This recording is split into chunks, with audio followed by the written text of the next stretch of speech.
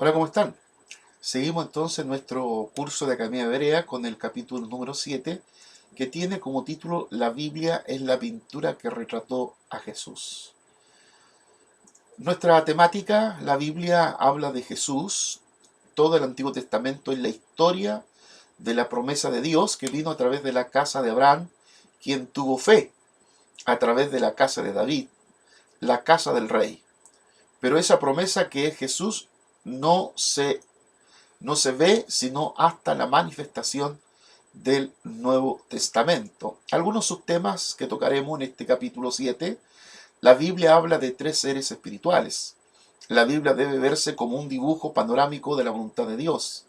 Dios debe haber gozo al estudiarla. En la Biblia el personaje principal no se manifiesta sino al final. En Jesús es la adoración a Dios en espíritu y en verdad.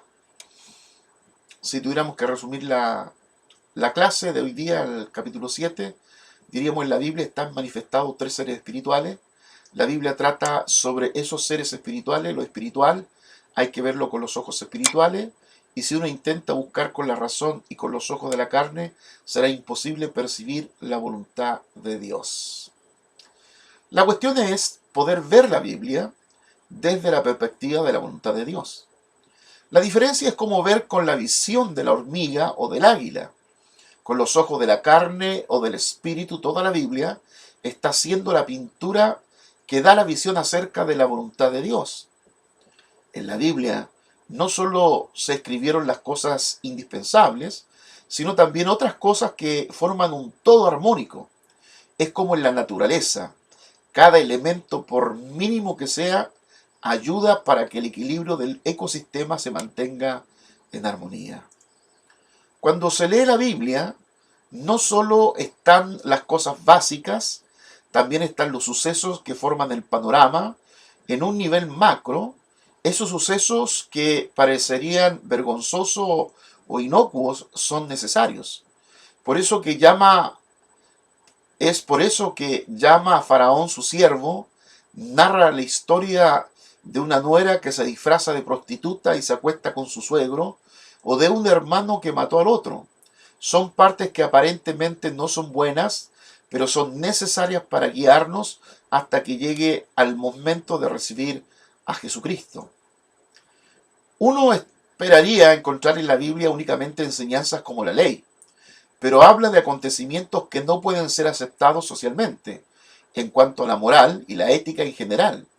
En la Biblia hay partes necesarias que guían hasta que llegue al momento de recibir a Jesús, pero en el momento de creer ya no se necesitan.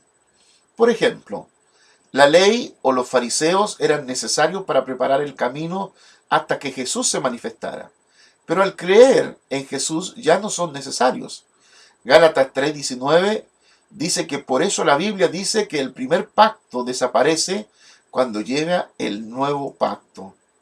No podemos leer la Biblia pensando esto es necesario, esto no. Eso sería mirar con una visión limitada, la visión de la hormiga. Debemos leer con una visión panorámica desde la voluntad de Dios.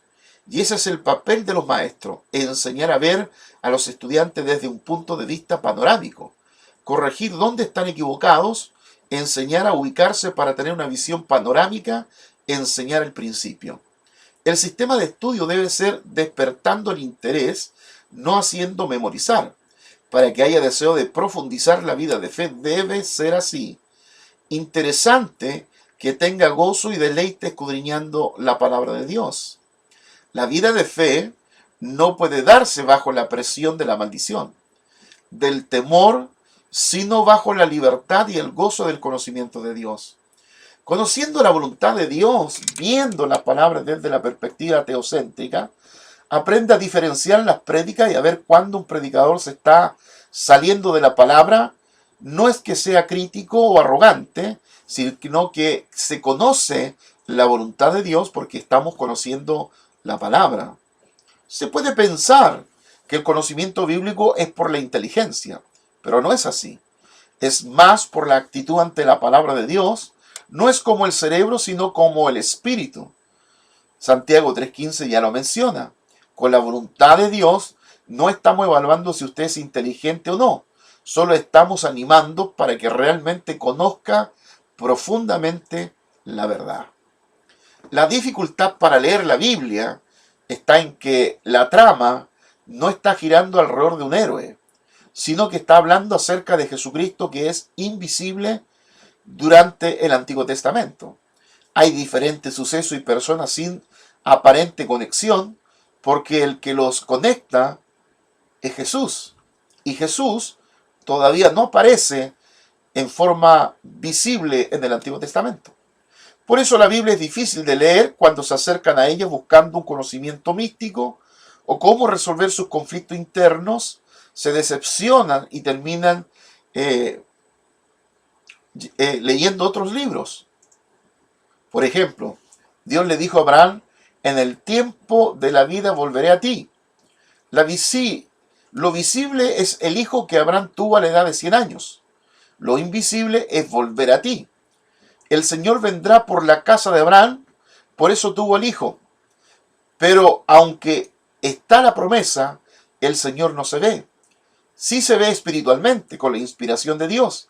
Entenderá que la promesa es volver a ti, por eso debemos ver la Biblia como la pintura panorámica de la voluntad de Dios. Uno piensa aquí que está hablando de Abraham, pero Jesucristo entró en el reino del cielo pasando por la casa de Abraham como por un túnel. Todo el árbol genealógico de Abraham para subir a la diestra del Padre, según lo expresa Juan 5:39. Para subir al cielo con Jesucristo necesitamos la vida eterna. Para tenerla necesitamos ser justificados por la fe, ser redimidos del pecado y tener la salvación. Salvación de la condenación en el infierno por el pecado. La salvación es redención del pecador para que no llegue a la muerte eterna.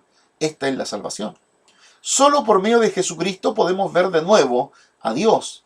El infierno es el lugar donde no puede ver a Dios. La salvación es ser libre del pecado. Pero quien condena el pecado es la ley. Así que la redención es ser libre de la ley. Soy libre del pecado, no seré condenado, según Juan 3:18.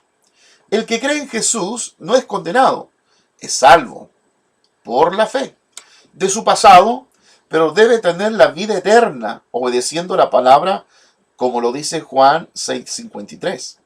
Jesucristo dijo que si ustedes quieren seguirme, primero tengan fe, segundo reciban la salvación y luego reciban la vida eterna. El contenido de la Biblia en la historia de la casa de Abraham: vino el Señor a la casa de Abraham. Ser descendiente de Abraham es entrar en su casa. Abraham fue el antepasado de la fe por medio de la fe en Dios. Así se empieza a desarrollar y a extender la historia de la casa de Abraham, finalmente cuando leemos Mateo 1:1. El comienzo del Nuevo Testamento, libro de la genealogía de Jesucristo, hijo de David, hijo de Abraham. ¿Qué es lo que está diciendo? Está diciendo en una palabra que el Antiguo Testamento es la historia de Abraham y la historia de David. Si tuviéramos que resumir todo el Antiguo Testamento en una expresión, en una palabra, sería Mateo 1:1. ¿Y cómo sería la historia?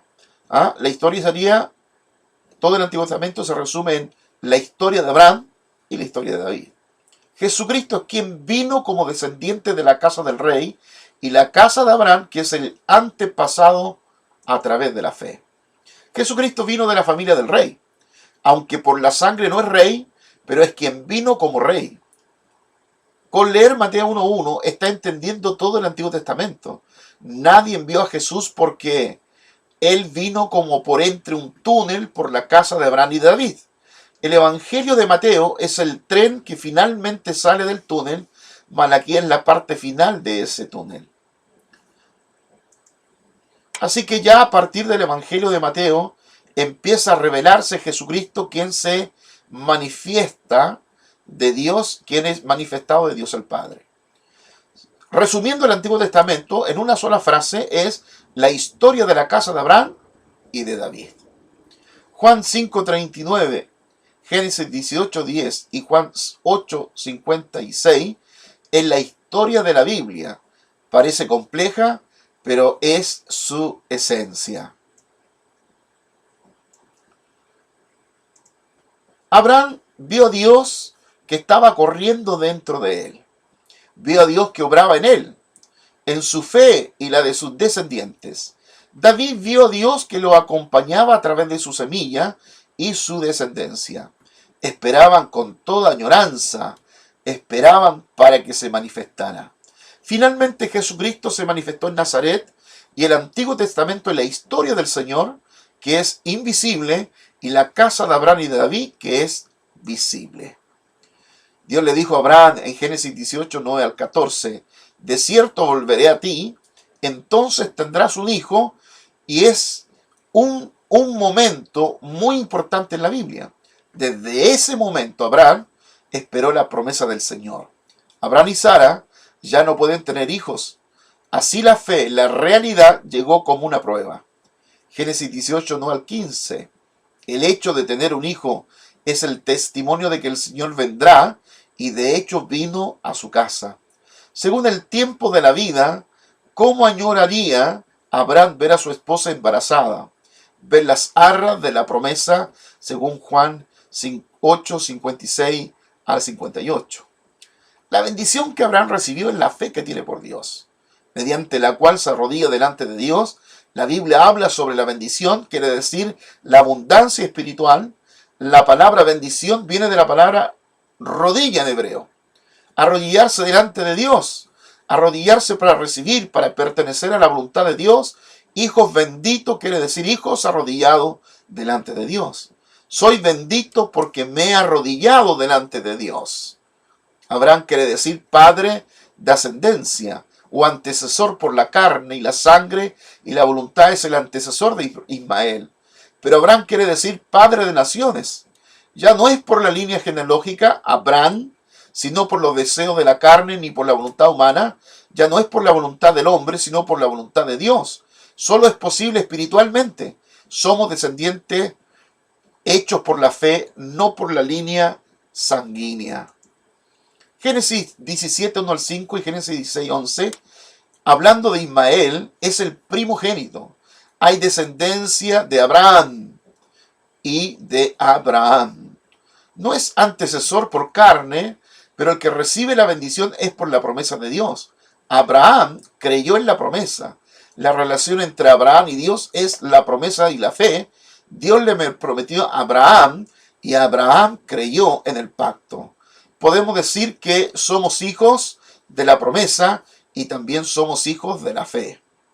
No hay lugar a duda, no hay lugar para que las cosas de la carne y de la sangre era imposible según los deseos de la naturaleza. De esa manera todos nosotros somos hijos de Dios por la voluntad humana. No somos por la voluntad humana, ni por la sangre, ni la carne. Y es por eso que la promesa de Dios es por nuestra fe. Somos hijos de Dios creyendo en la promesa de Dios. Por medio de la fe somos hijos de Dios. Nuestra relación con Dios es posible por medio de la promesa de Dios y nuestra fe.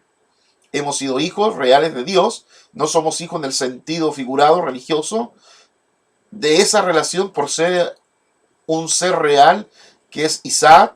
Igualmente nuestra herencia en la promesa de Dios.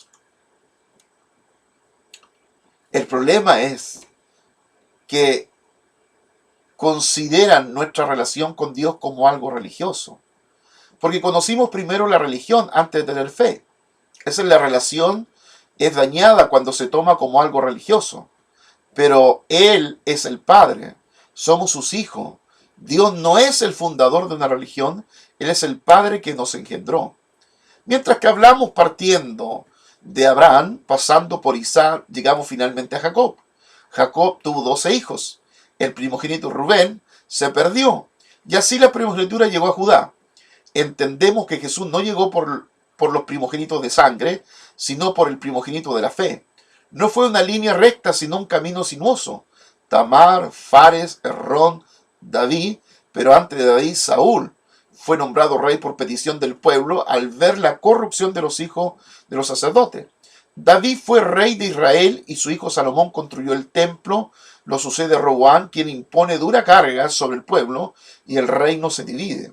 10 de las 12 tribus se fueron al norte y solo quedaron 2 tribus, Judá y Benjamín.